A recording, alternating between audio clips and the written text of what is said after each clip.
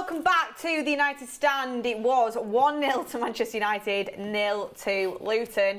At Old Trafford, just scraped by the skin of our teeth. We made an absolute meal out of that, and we've got so much to break down. And I'm sure a lot of you, even though we're coming away with 3 points, are quite frustrated. A lot of people thinking, you know, the forwards should finish the chances better. A lot of people think we're not creating enough chances, and it's another poor performance. But get in the comments all your thoughts. I am joined with Kev, Jordan and Ricky. First of all, Jordan obviously came all the way up from Wales. Sorry that you had to endure 90 minutes of that.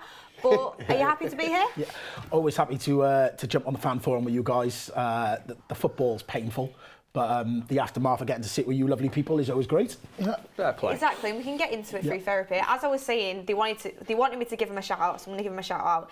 Leah and Izzy came with me today, my friends, to the game. They were absolutely loving it. They were like, "We want to come every week." Are you sure watching this? They were saying they how come much for the parties, they were saying how much they love Mason Mount. I thought, wonder why. Yeah. But no.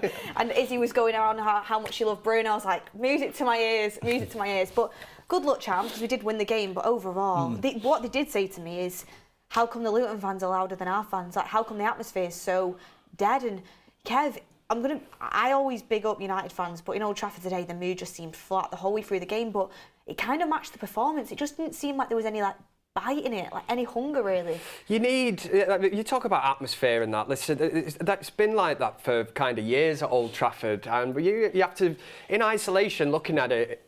The fans, you know, they can play off vibes of the players. So in a way, you can say, well, are you entertaining me? Are you giving us, you know, something to really sing about or anything? So listen, Luton fans, they brought loads of fans today that they'll sing loud and that, and they've done all right. But I just find it strange that I'm actually sat here. I just said to you all before, I feel like we've actually been beaten. I think it's a performance that it raises so many more questions than answers. This is Luton, and I don't want to disrespect them, but these are teams that Manchester United should be beating at Old Trafford, and we've made it look so painful to watch.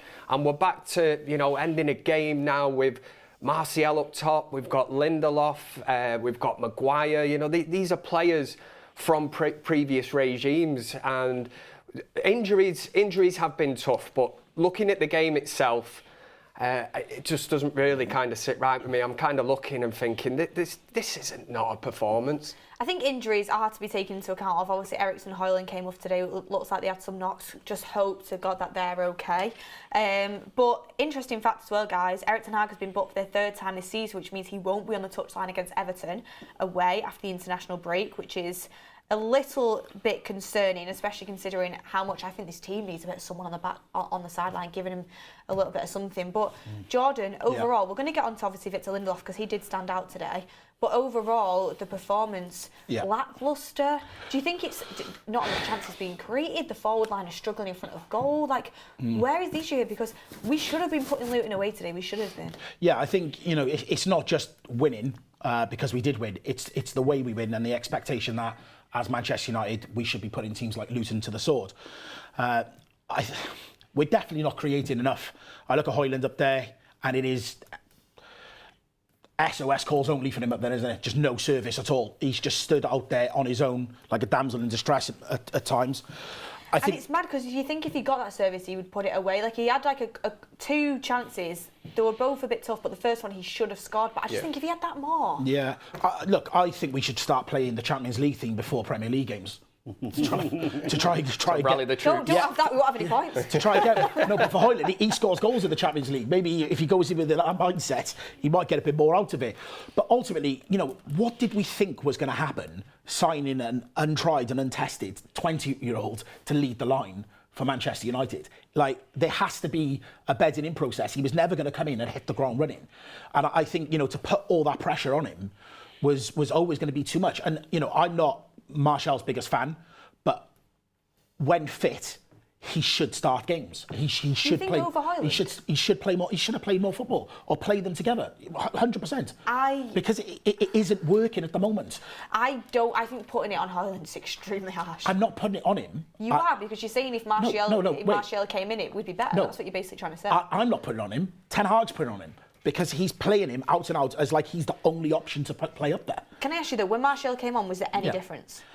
But try playing them together to give him someone to play off of and try something different, because every game we're watching, we're just seeing more of the same, that the midfield are not creating anything for him. So he stood up there, and you're right, it isn't Hojlund. We could have Kane up there, we could have anyone up there. Exactly. So and if we're not creating enough, then we're going to have problems. Exactly. But put another... You're saying try Martial in there, like, it's not going to change anything. Well, we don't know that, do we?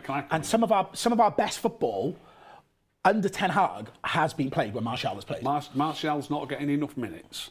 And to respond to your point, Beth, it's exactly the same the opposite round. It's not only is it no better when Martial comes on, but it's no better when Hojlund's playing either. So why is he getting so few minutes? Why is it so difficult for him to get half an hour here? The odd start, bring Hojlund on as a sub for half an hour. You know, it isn't any worse when Martial plays, and it isn't any better or worse when Hojlund plays. My point is, at the moment... I don't really see Hojlund as an issue. No, I'm not saying that, but when you've got two strikers who are doing a similar job, and like Beth just said, it's, you know, is it any better? It might not be any better, but when he's... I mean, let's be honest, Martial's get 0 minutes some days. He's been brought on for 4 or 5 minutes here and there, and today, only because Hojlund got injured, he got on for 15 minutes. Start giving him 25 minutes, half an hour. You've got two strikers. I mean, as we were speaking about before the game, I think Faz was going on about Dalot having played nearly every game and he's likely to get injured. Well, Hojlund's playing every minute and then he's got injured in the end, hasn't he? Do you know what I mean? I haven't got an issue with Martial playing on the left, but I don't think he can lead the line for Manchester United. Agree, Kev. I haven't got an issue at all on the left-hand side. I think he's played his best football for United on that side. So if we're looking at that argument, then Hojlund up top, and yes, as you rightly say, if we need to mix it up, why not Martial on the left, Rashford right, or whoever on the right-hand side? But it just isn't working at the moment. I just think... And you look at that... working, is it? No, it isn't working at the moment. And you look at that team that he started today, that isn't his team, is it? You sign players and they're still they're not playing. I don't think that's Hojlund's fault. If anything, I think Hojlund's one of the shining lights in that team. Genuinely, like honestly, he got barely anything to say. The two chances he did get, fair enough. The first one, I think he should have finished. Yeah. But there's plenty of people missing chances. The goal against Galatasaray. I don't think there's plenty of people. We're not making any chances. That's what I'm saying. You've got to give him service, and I just think. You know, playing Martial. I've always said no. Bruno. I thought Bruno was perfectly fine. I thought Bruno he's supposed to be creating chances, and we're not creating any chances. I thought Bruno created. Other players contribute as well. Bruno created the majority of our chances today. I thought he was perfectly fine. I think our wingers aren't contributing enough, and I think as well with the wingers are not contributing enough because the number 10's having shots and putting balls in the box from narrow angles instead of giving it to the wingers. We give it to the wingers 2 or 3 times today, you put it straight forward into the box when the wingers are like that on the wing. We give it to the wingers plenty of times. It just goes backwards to the fullbacks and back round the centre halves again. Not at the right moment. If you pass it at the right moment, and that's so all it's in front Bruno's of the winger. Fault. That's all Bruno's it is when he doesn't pass it right. Bruno was absolutely fine the first half. I was watching him. I didn't think it was an issue today, in the Ricky. first half, he was creating the majority of our chances. He was disciplined. In the second half, he got a bit more trying and stuff because he was trying to create stuff. But he was absolutely fine. When you say he created the majority of our chances, did we have a lot of chances? How many chances no, we didn't have a lot of chances. But how many chances did we have? Name a chance that Bruno created. The whole midfield, we need to be getting 20% more from everybody in the midfield. But you just said the majority. So I was watching throughout the first half, and in the first half, in and around the box, moving onto the left-hand side like he did a lot of the time, he was creating good passes and he was getting the balls into the box and creating good opportunities. I watched it. I was literally zoning in on the first half. Remind me of one. When we watch it back together, I'll show you. Okay, then. Yeah, we'll do that. I mean, I'm not saying he was spectacular, but people just go to blame all the time. It's like, obviously, everyone can have opinions, and Hojlund, he's not Harry Kane, but to automatically just come into the show and be like, oh, yeah, you know, we should be playing Martial instead of Hojlund. No, that's not what I said. I didn't say that. He needs to be getting more minutes. That's not what I said at all.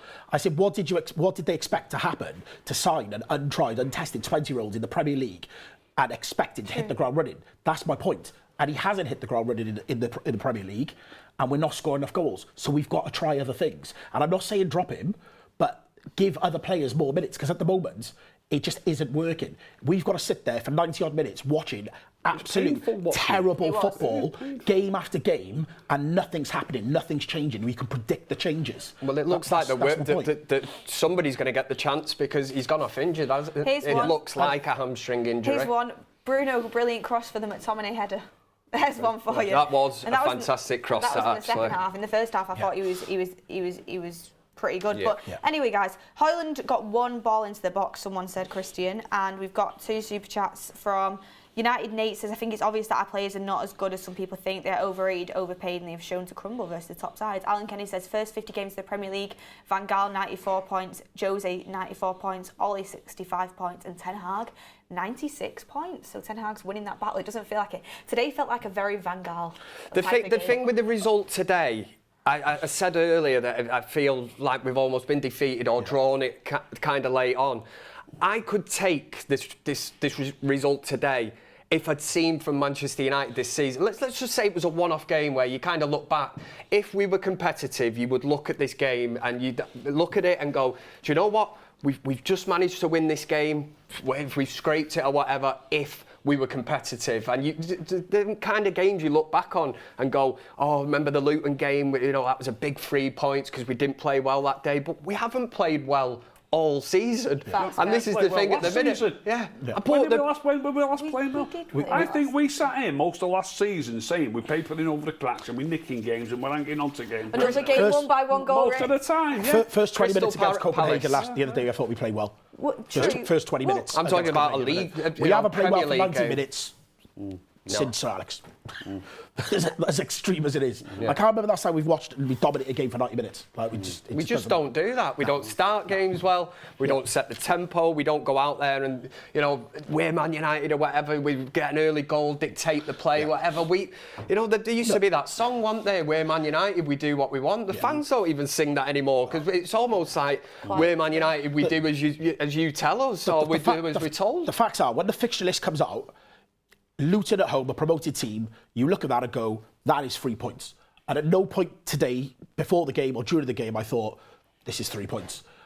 Right until the end, you thought any moment they could have nicked a goal or whatever. There was no confidence in any of us and anyone in the stadium. And we know what to expect as fans. Yeah. We've seen it so many times. You were like, even the first half, first 20 minutes or so, I thought it was very one-sided in United's favour. It only looked like United were probing and potentially it was like, if we can score one, we'll go on and win it. But you're kind of watching and it's just expecting, Luton go down the other end and Arna makes a great save. And it just, makes you so aware that Manchester United, the backbone, everything, and it filters into the supporters. You were in the ground, you will know very well that it's a nervy atmosphere, but it's Luton. It's you can paint it any way you want to paint it. We are not playing well. And something's got to change. And I'm not sat here saying it's the manager that needs to change because I'm not at that point yet. But he needs to pull something out the bag during this international break and bring some bodies into that team that are going to help us start playing better and start dominating games. Luton sat off us in our first half. They allowed us to have the ball in our on third and we're just like, you ain't going to break us down. We'll just sit here. Because they knew we couldn't get behind them. And it was until we got the goal, then they sort of stepped out. But how many teams are going to do that to us away from home and away?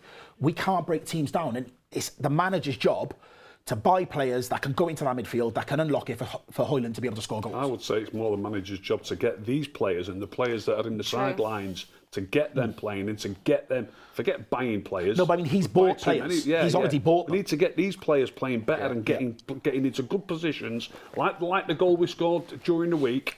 And Rashford was involved in it, by the way. McTominay got to the dead ball line. That's where we need to be getting. That's what City do time after time after time after time. Yep. Get somebody to the dead ball line and get the ball across the face of the goal, like McTominay did, and that's why Hojlund got a tap in on there, on 2 tap-ins in fact, but that one in particular.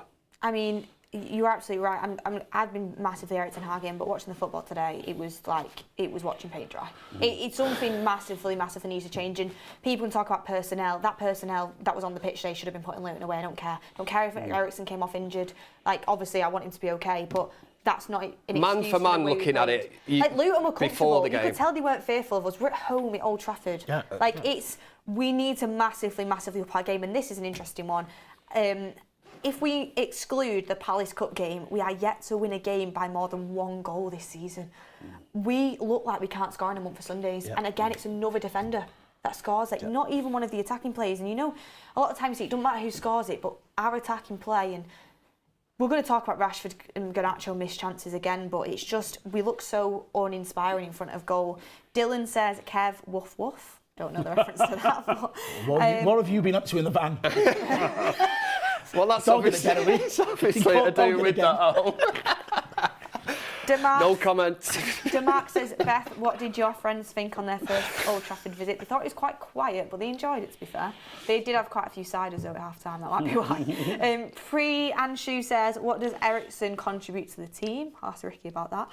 And Alan, oh no, we've done that one. And right, Inai says, how is it that Beth's the only unbiased one you are reaching? Hojlund needs to be integrated into the team. The others have had time. Kia says, get Jordan a tissue. United not clinical today.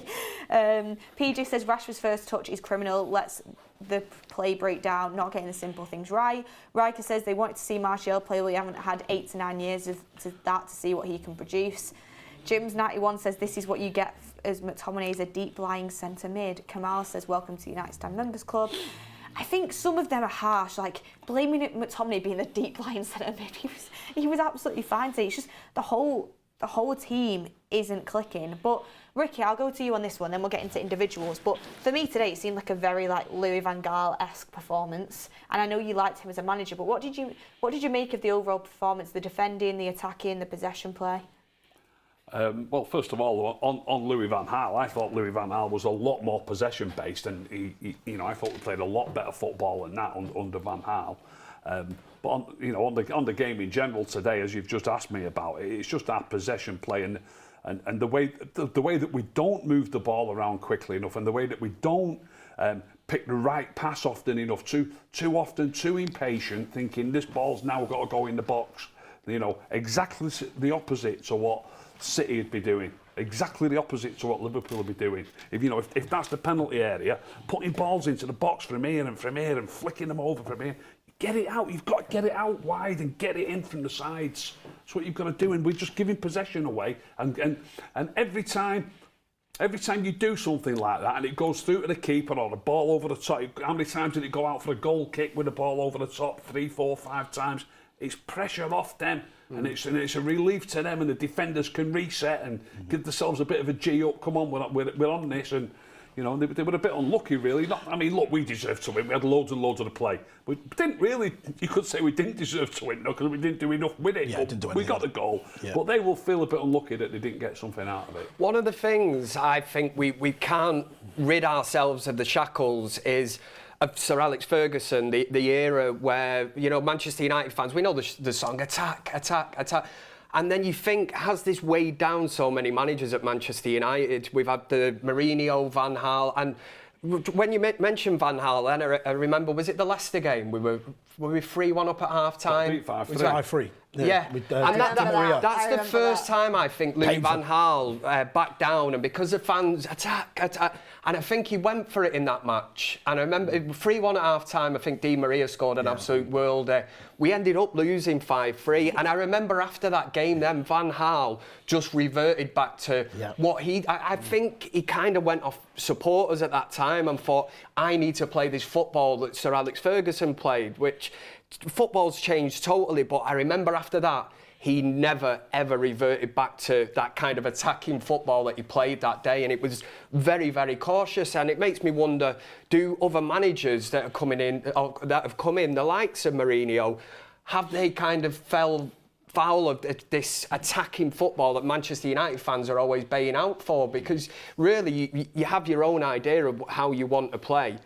But what do you reckon? Do you think fans... I said this on the last fan forum. I feel like Ten Hag's got a way he wants to play and assign certain players to play in a certain style, but then when the points weren't on the board, you go into a shell and you just think, right, let's go back to basics and just try and get points on the board, because it's such a pressured environment of being the Manchester United manager. So it's like, right, okay, I'm going to pick players that I know are going to fight for me and grind out wins, rather than him trying to impose a certain playing style because he wants to keep his job. And I feel like the last couple of games where it's like, if he loses this, he's in trouble. If he loses this one, he's in trouble. So he's gone and he has picked your McGuire's, your McTominay's, and City, they've played well. Your Johnny Evans and players like that, they have played well because They know what it is to play for Man United and they're fighting for him.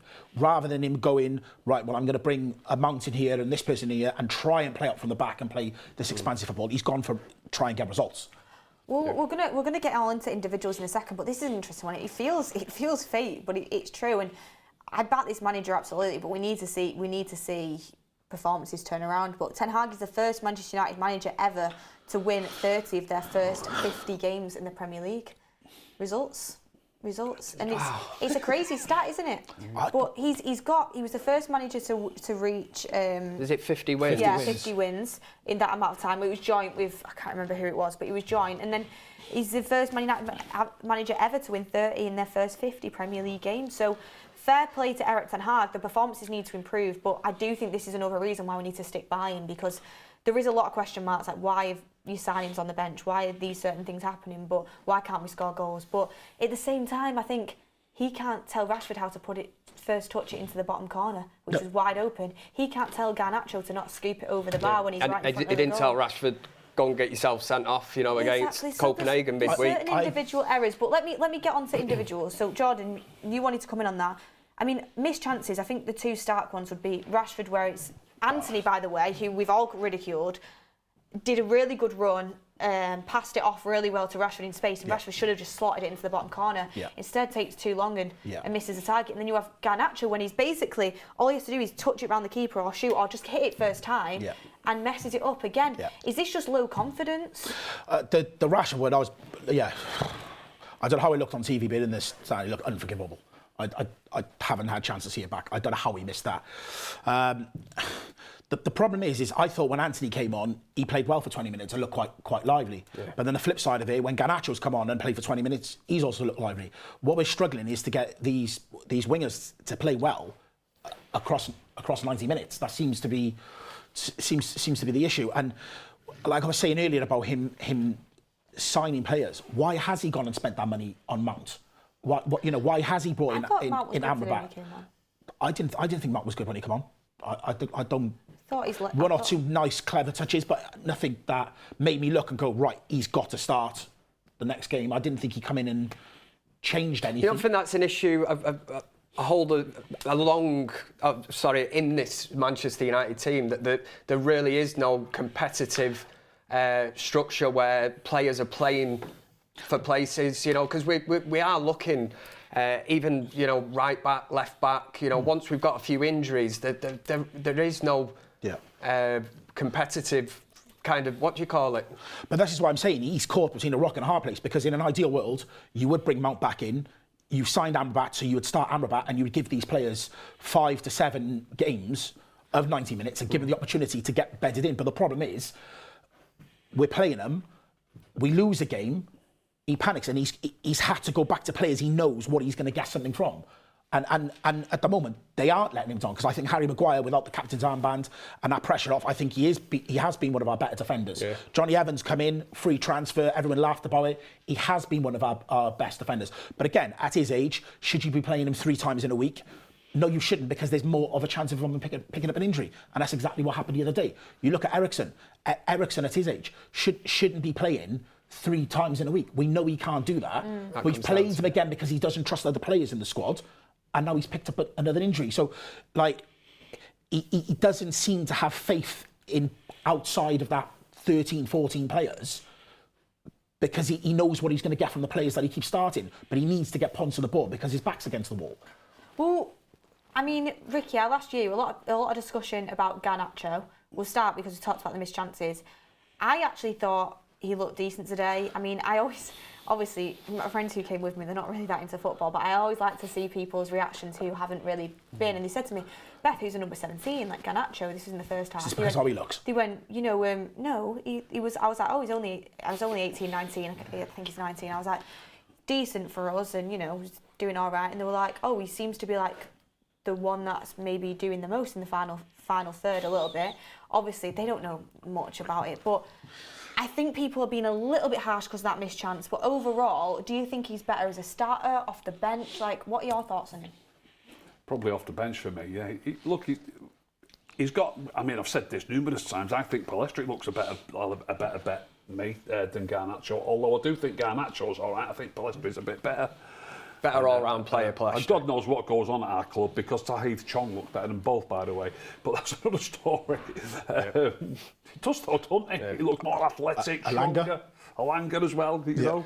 It's just madness what's going on. But back to the players that we still have got. Garnacho's looking like a decent player, a decent prospect.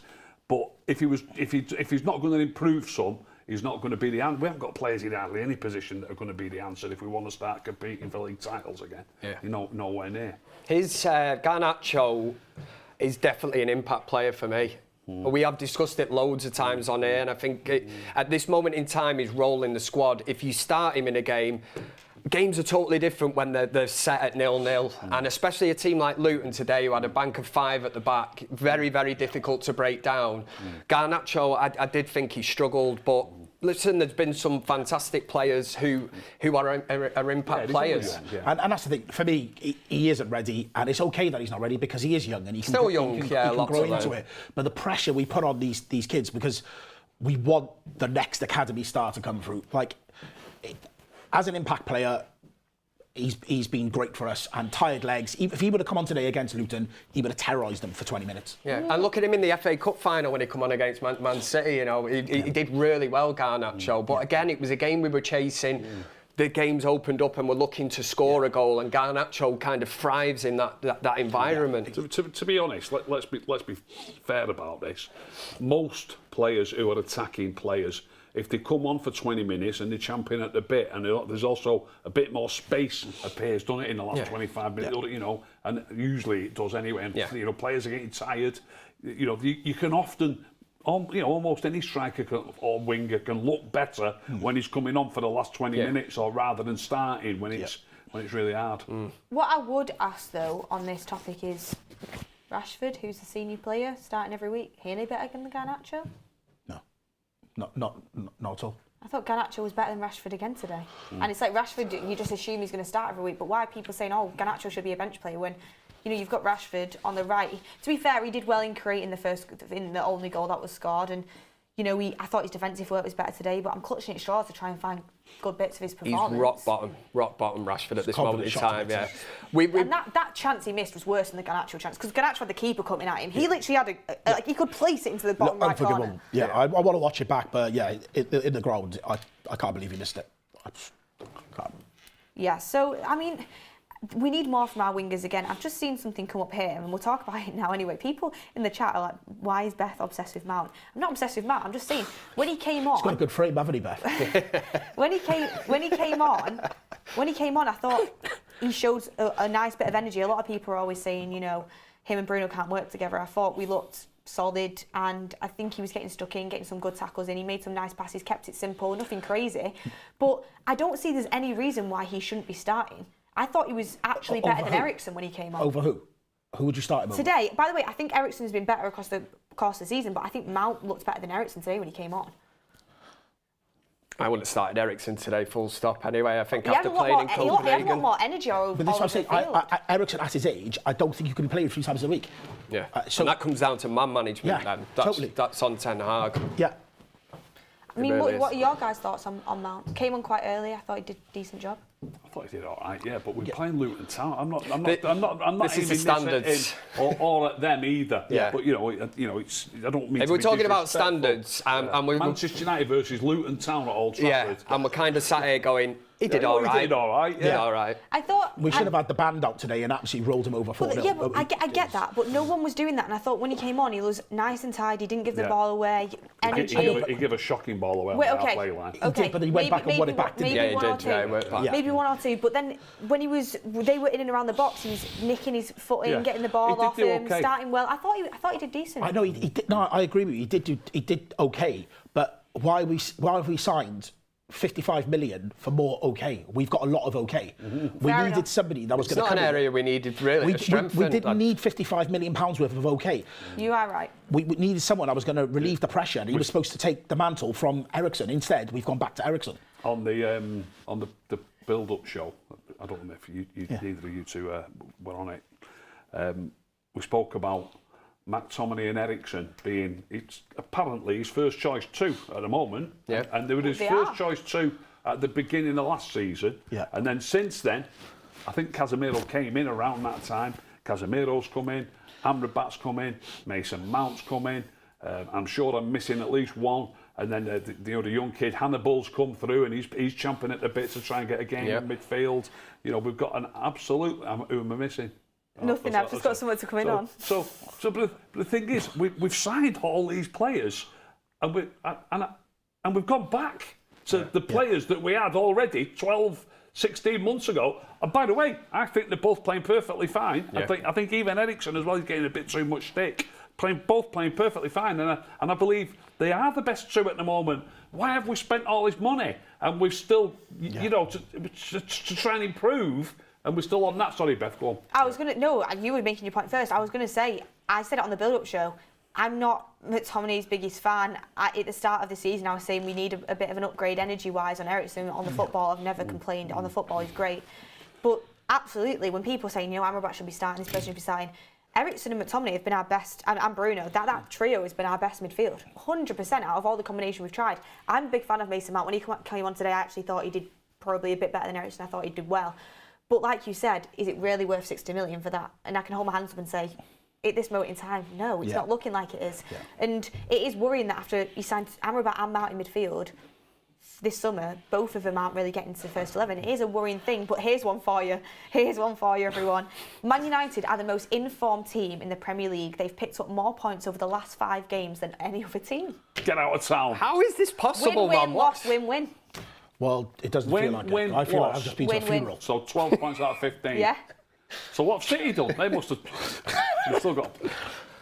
City have got a game in hand on us. Yeah. But they've still played 5 games, whatever their last 5 games are. I think Wolves creeps into it, you know, they're Wolves lost. Wolves beat them, yeah. But madness, the performances don't back it up. But you know what? At least we're getting some points on the board, is all I can say. We've got some... Sorry, just one thing quickly before that.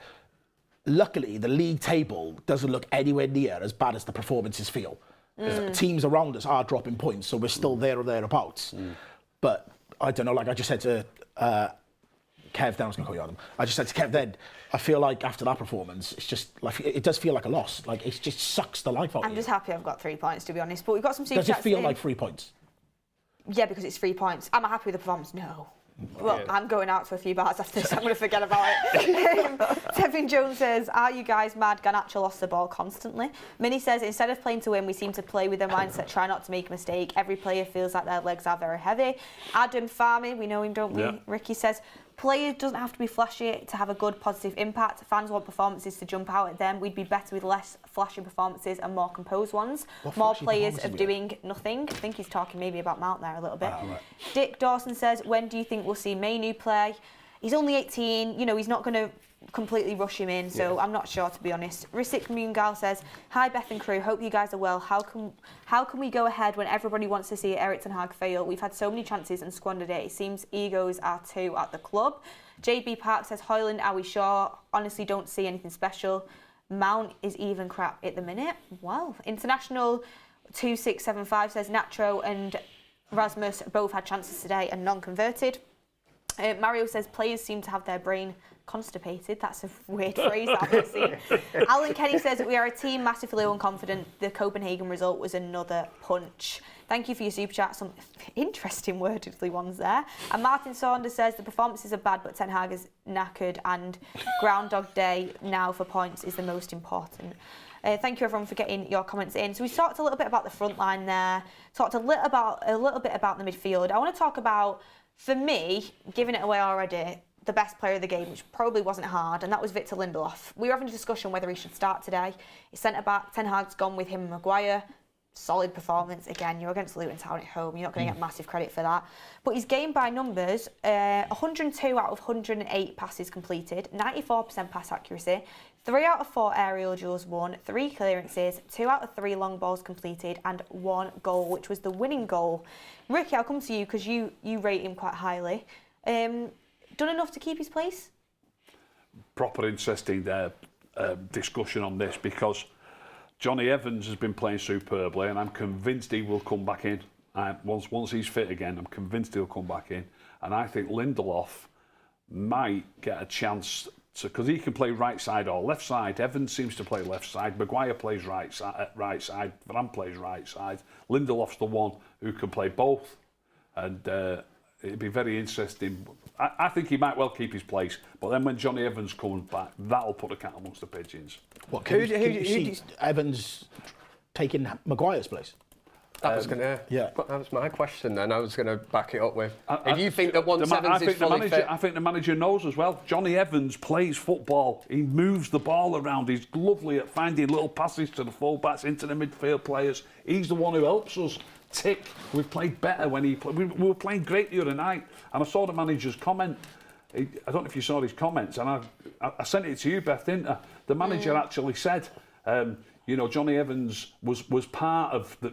I can't remember it exactly word for word, but he basically said Johnny Evans was part of our best 25... Why mention Johnny Evans? He was part of our best 25, 30 minutes of football. And I think he's inferring that he's the one who helps us tick. I think the manager's right on it.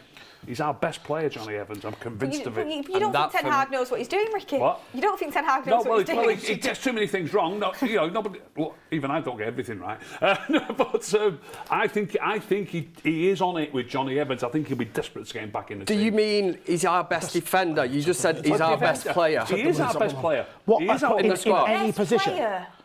Well, you all play in your own position, don't you? You all play in your own position. No, you just said Johnny Evans is the best player at Manchester United. Is he the first player you'd put in the 11? Is he the first player you'd put in the 11? Well, look, hang on. He's 35. Anthony Martial. He's 35. Yeah. And obviously you don't know how he's going to go, how long he's going to go on. I'm literally talking about in an individual game, an individual performance. And let's assume he's only 28 instead of 35. If you was to say to me, who's the first name on your team sheet, it's Johnny Evans. Who's more important? But he is 35. Oh, yeah, that's not the point. That's not the point. We're talking about if we've got a game tomorrow. That's where we're at. That's what we've got. He's played 4-5 games now. He's played more minutes at centre back than anybody else this season. We talk about standards at Manchester United. You know, for you even to be saying that Johnny Evans is the most important player at Manchester United, you're talking about a player that was released by Leicester. You know, who were relegated. Nobody else would have took him on. He's played staggeringly well. And I'm not slagging him off. I'm just saying, standards-wise, this is, you know, the once famous Manchester United who won titles. Yeah, you could say that. You could say that, Kev. But it's the stupidity of football. That is the stupidity of football. Leicester have released him. He's now. Look, he was selected above Varane in the last 2 games before today. If he didn't get injured, he'd have been playing today. I'm not wrong, am I? No, I'm just... So the manager is right. The manager is right on it. He's right on it. So he's like one of the first names on the team sheet. And when you say, well, Beth, he's a defender, and defence is more important than anything. You've got to get a clean sheet. Get a clean sheet, and you can win the game. Don't worry about who might get the goal. Lindelof's got a goal today. Varane's got a goal. Dalot's got a goal. All winning goals. Really. Is that the way you really want to play, like we did today? No, I want to play better than that, and we'll play better than that if Johnny Evans plays. We'll play better than that. We'll move the ball around better. I don't think having Johnny Evans in that team today would have made us play any better, because for me it's the midfield and the attack that are the issues. Yeah, but the defenders have got to pass the ball correctly into midfield, and they've got to pick the right option, and they've got to pick if it goes to the full back or if it goes into midfield. And it starts from the back. Well, I just want to say on this topic, obviously a lot of people going crazy in the chat, is Johnny Evans has been perfectly fine when he's played. I think he's been good. I actually do, and I was really against it when he first came in. I thought it was a cheap signing that he wasn't really going to play much minutes. He's been good, but to say he's our best player in the team is absolutely ludicrous. He's not Franco Baresi. He's not Paolo Maldini. I can't have this Johnny Evans. We won't have this argument because we won't agree, but he's done well, but he shouldn't even be in our first 11, realistically, for Manchester United. He's a good player, good to have in the squad, and he's done well, but it's just, like, you know, we need to take into context a lot of things here. But we'll talk about another player that's done well, Harry Maguire. 97 touches, 91% pass accuracy, 16 out of 19 final third passes completed, 9 ball recoveries, 9 clearances, 3 blocks, 1 key pass, 2 duels won. Another good performance from Maguire. I thought he played well today. Yeah, I said recently he's looking like the Maguire we first saw in his first season when he was doing pretty well before he got the captain's armband. Yeah, before he got the armband, And I've got to give credit where credit's due. He's looking really good. And I know it's Luton Town again, but considering how bad he's actually been for us, it's nice to see someone overcoming that and having some good performances. Obviously, the bar is very low for him because he's been poor. But Kev, happy with him in the team right now?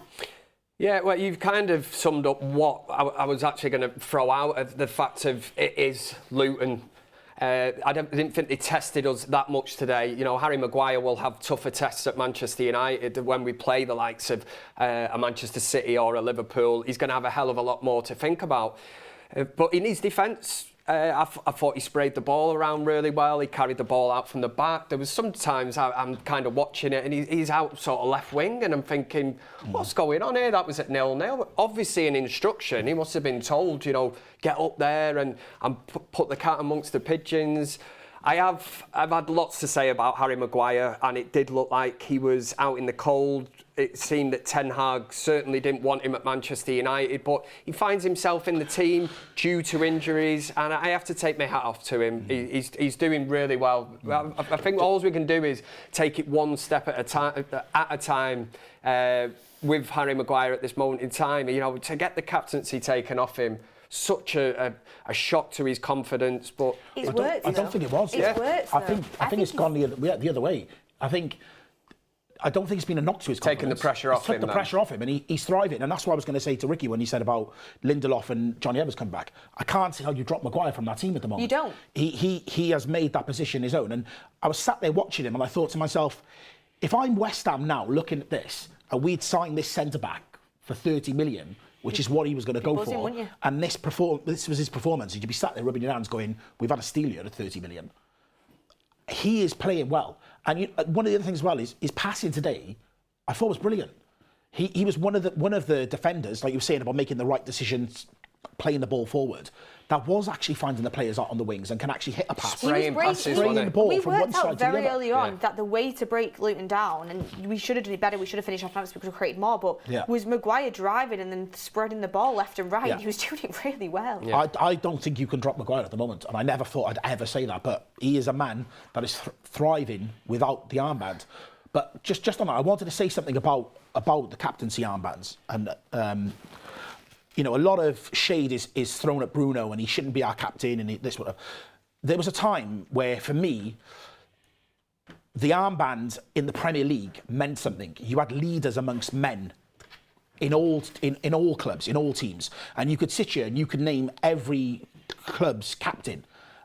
I can't remember the last really good captain in the Premier League in any team. For me, the last good one was probably Vincent Kompany. I can't sit here and say that the armband means the same that it used to mean back in the days when we first started supporting Man United. I really don't like to say it, but Jordan Henderson was good for Liverpool. But Henderson was in the same era at his peak at Vincent Kompany. Yeah, so for me, he was the last one I looked at and thought, no, I wish he played for us.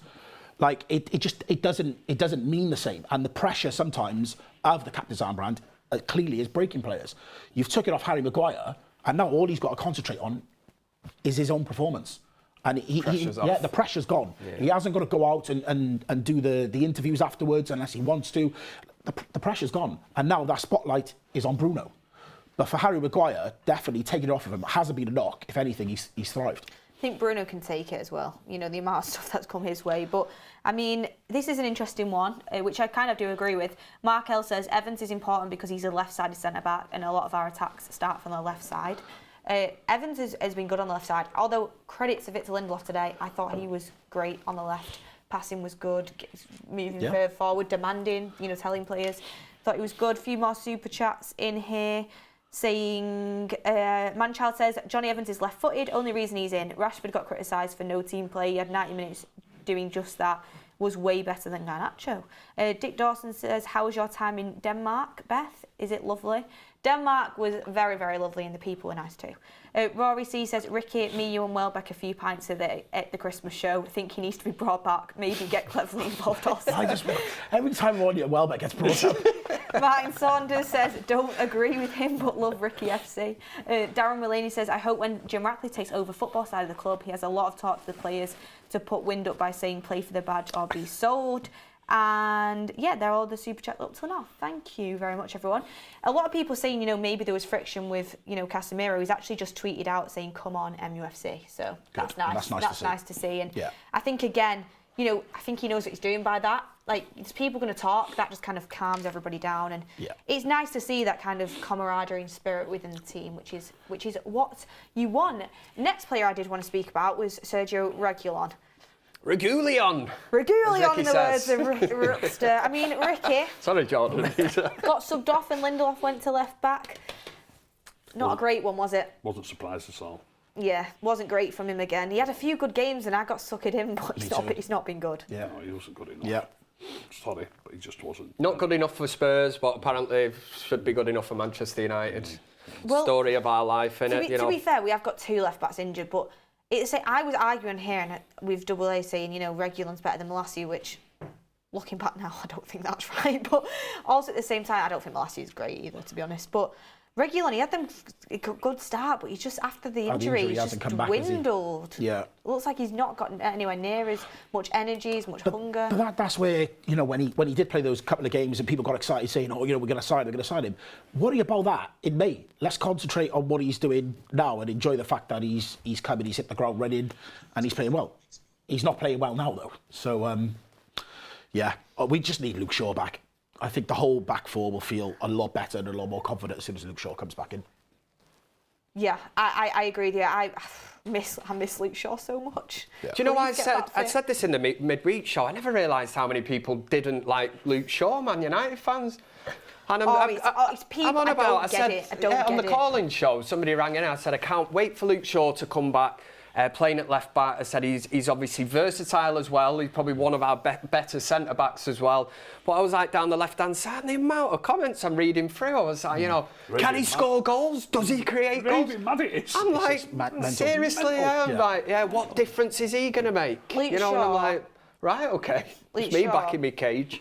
People ridicule me all the time for it. I don't care because I know I'm right. Luke Shaw is absolutely top quality. He's one of the best left backs in the world. 100%. Without a shadow of a doubt. I didn't realise how kind of unpopular he was. I know Twitter can be a funny place. That's where they come from, yeah. I think it goes back to the Mourinho days, doesn't it, when Mourinho hammered him publicly and a lot of fans have never forgotten and they just view him as that. But for me, yeah, he is one of the best left backs. You've already seen the difference that Wan-Bissaka's made. He's come back from injury, didn't look like...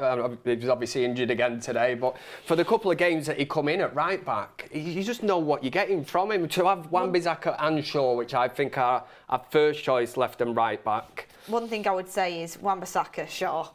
Oh, yeah, I'm just talking about in terms of... And then combinations, whoever you've got in front of them, at least it just looks totally different to... messing about with, like you say, Reguilon, as Ricky says. Reguilon. Well, not many people. On the panel, I think we're all quite unimpressed with Reguilon today. But a few people in the comments saying that he was good. I wasn't surprised they took him off one bit, and I said before the game that I thought he might have even started like that. On the build-up show, I said that Lindelof might play at left back, and then Varane and McGuire can both play. But that sort of shows you.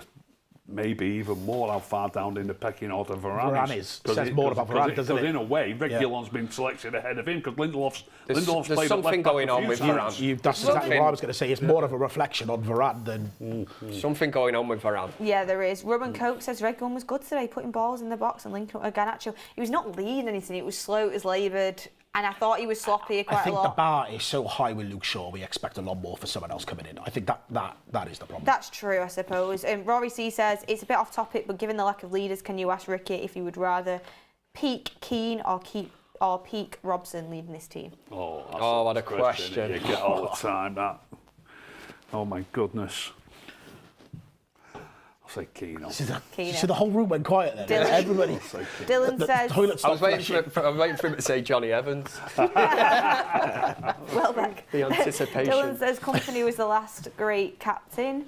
Yeah, that's what Jordan was saying before. And a lot of people thinking he's fallen out with Iran. I mean, there's definitely something behind the scenes there. You can read the room, can't you? Something isn't right. You don't suddenly go from first choice centre back to, not being able to get a kick. Yeah. We've got some quotes coming from Erik and HAG that we can just get into a little bit here. So we have Ten Hag on Lindelof's goal. Very good. He doesn't score often, it's true, but in this team we attack and defend with 11. And he got asked about being the quickest United manager to reach 30 Premier League wins. He says, not bad, but I can't celebrate it. We have other concerns and we have to perform better. At least he's acknowledging that's it. True. Yep. And that's a man under pressure talking there, isn't it? he got asked about his touchline ban versus Everton. He says, we have very competent coaching staff that will take over. And he says, even after all the setbacks, we are still in a position nearby the top 4. We have won 4 from 5 in the Premier League. If you oversee all the trouble we had, we are in a good position. And he says, we have 3 away games, all big games. We have to get ready for that. Hopefully the players can stay fit in the international duties and we have to get ready for it. But there is a lot of work to do. And on Rasmus Hojlund, he says he's scored 5 Champions League goals. He has the confidence and the goals will come. He also said, we had many chances before the half-time and you should get one of them. After half-time, get the second and then the game is gone. Now you keep them alive and they can get the equaliser from balls dropping it in the wrong place.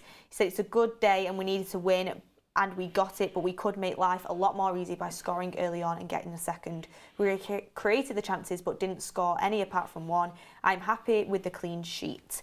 So again, you can tell he's not over the moon with that performance. Obviously, you're not going to be. Yeah. He knows that we need to be scoring more goals. He knows we need to be putting chances away. But the key word there was performance. Yeah, we've all touched on this. Yeah. You can win a game. Yeah, it's 3 points, but we're seeing the bigger picture.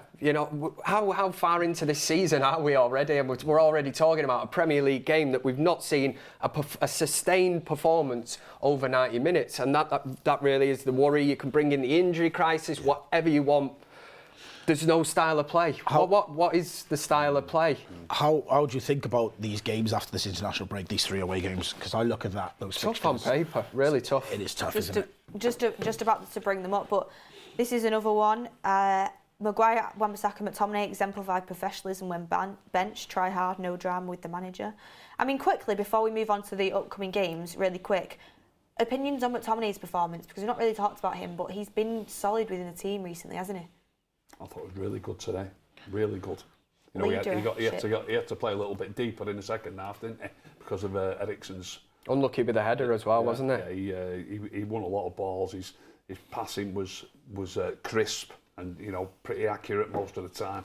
I thought he's different to anything else that we've got, and if you can see any kind of the form that he puts in when he's got a Scotland shirt on, I thought he played with good confidence today. I understand in the fan base for some reason Scott McTominay's not, because he has been poor a lot. That's why, but he's been good recently. Yeah, I do sometimes think that if he was called I don't know, Santos or whatever, and he was Brazilian, that people might think that he's a lot better than what he is. I do think he gets stereotyped slightly, but no qualms at all with Scott McTominay. I think he's doing a job, and if there's one thing at Manchester United at the minute, he is a local lad. He knows he's been through the academy, so he does get Manchester United. And one thing we have questioned a lot with a lot of the signings that are coming at Manchester United is do they understand what it is to play for Manchester United? And for Scott McTominay, you look at him and go, he gets it. He will always give his all.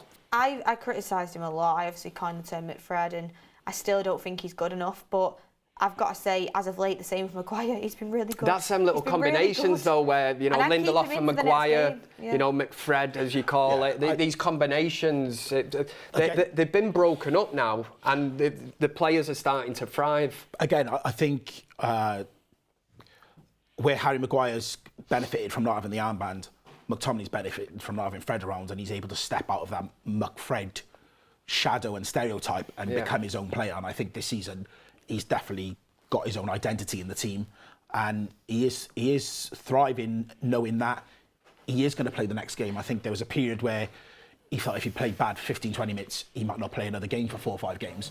But at the moment, like you said, he's playing better than what we've seen from Amrabat and whatnot. And he's fighting for the team, and that's what Ten Hag needs. He needs players that are going to fight for him. You're right. This is an interesting one. He can't handle the ball in tight spaces in the midfield, and that is a big problem. Who can't? They said McTominay can't. I saw him get out of some tight spaces today 2 or 3 times. I think he's fine here. The McTominay, I don't think that's his weakness. I think his weakness is sometimes long-range passing isn't great, but you've got other players in the team that can do it. It's not the end of the world. But yeah, again, players that realistically in the long term probably aren't going to be like starters, but you've got to give them credit where credit's due. But yeah, let's talk about, first of all, we'll do man of the match, then we'll do the upcoming fixtures because we've got like 5 minutes left. So, man of the match, are we all unanimous on Victor Lindelof? Yeah, I'd say yeah. I'd say it. Yeah. The Iceman. Got the winning goal, Iceman, fighting in there. I know it's Luton, but did well. Yeah. So, man of the match to Victor Lindelof. Get in the chat if you think any differently to that. And then nextly, we'll talk about our upcoming fixtures because this will be an interesting one. So, Manchester United. I don't know why I'm on Newcastle United for some reason. Manchester United. Okay, so our next fixtures, we've got the international break now, and then we have Everton away. Not going to be easy. We've got Galatasaray away. Welcome to hell. We've got Newcastle away at St James's Park. And then we've got Chelsea at home. So there are our next 4 fixtures in the league. They are all tough, and I think this is do or die for Ten Hag. Yeah. Because realistically, Ten Hag has been, even though I want to back him, and I do want to stick with this manager and get through the hard times, realistically, he's been going game by game and just kind of escaping by the skin of his teeth a little bit. If he didn't win today, pressure would have been on massively.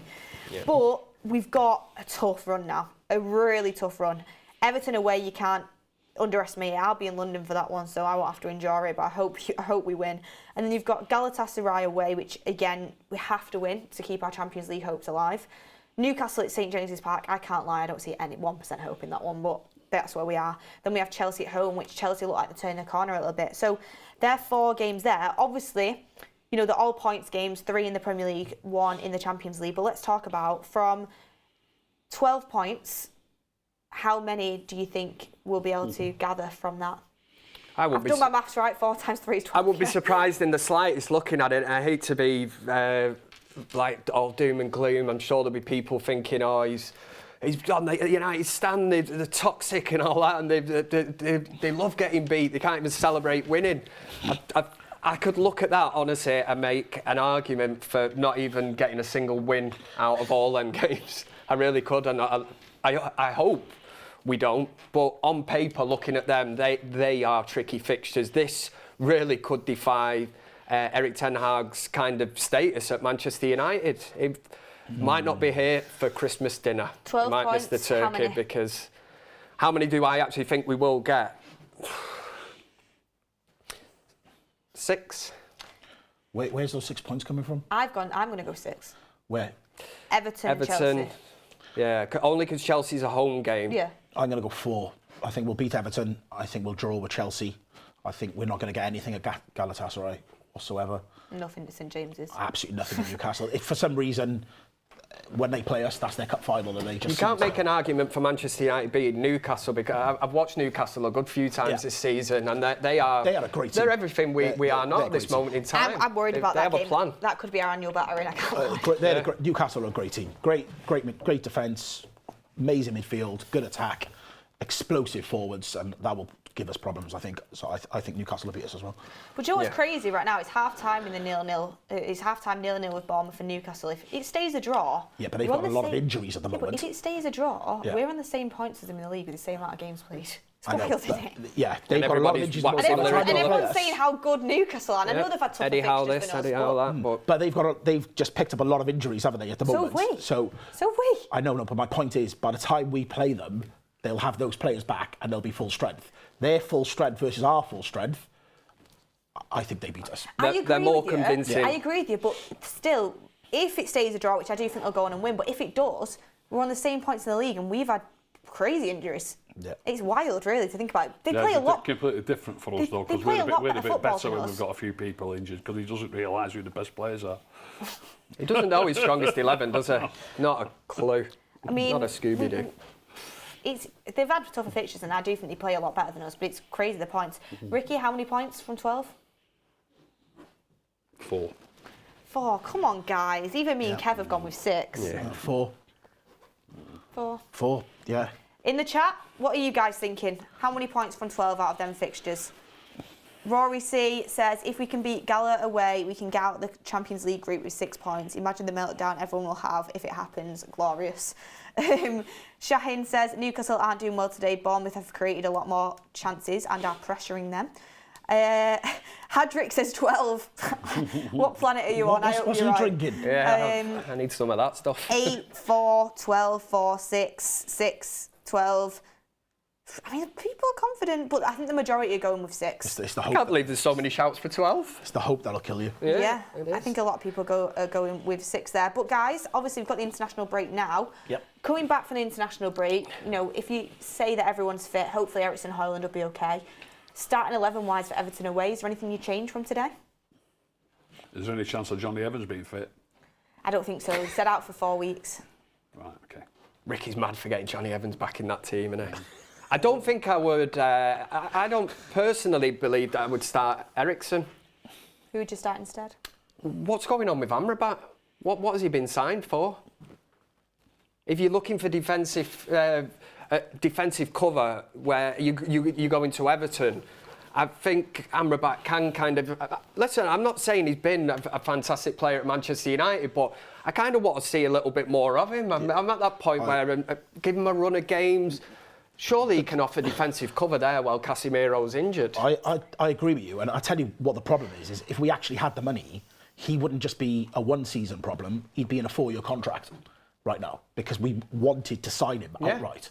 So I'd like to see 5-6 games of him playing in his favourite position. Yeah, he's played at left back, but it's not his preferred position. And see what he can do. My worry is, I do agree with you, at this moment in time, the best combination in midfield is Eriksen, McTominay, Bruno.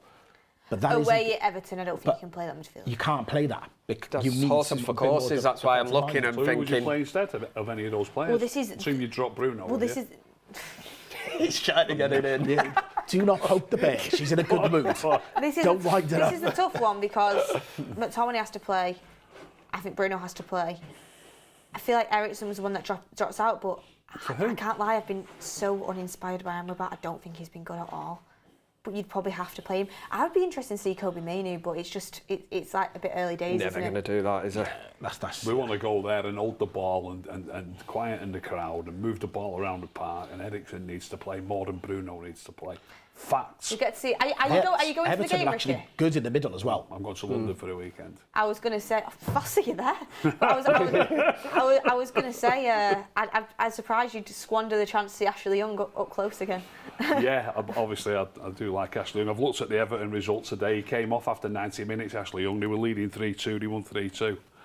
So I hope he's not injured. I hope he's just like, give somebody a run out. Well, anyway, guys, that's the hour. We could have signed him. Rick, come on. That's one for another day.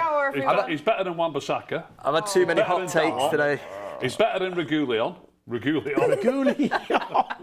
Let's get it in. Reguilon. Anyway, guys, that's the wrap for today. We won 3 points, and God, this would have been a lot more moody if we wouldn't have managed to get the 3 points over the line. But I'm off out into town, into Manchester. So's Jordan. I am. Anyone else going into town? Come and meet up. Come and say hello. Talk about the game. Yeah. But yeah, Kev, are you going home to a glass of red? You know I am, man. Not really a celebratory glass of wine, but yes, I'll You going definitely. for a few pints, Ricky? Yeah, I'm going for a few pints, yeah. Saturday night, everyone. Enjoy it. Thank you, everyone, for staying with us. Thank you for the super chats. Hit a like on the video on your way out. And yeah, stay tuned for all the content in the international break. We'll see you on the next one, everyone.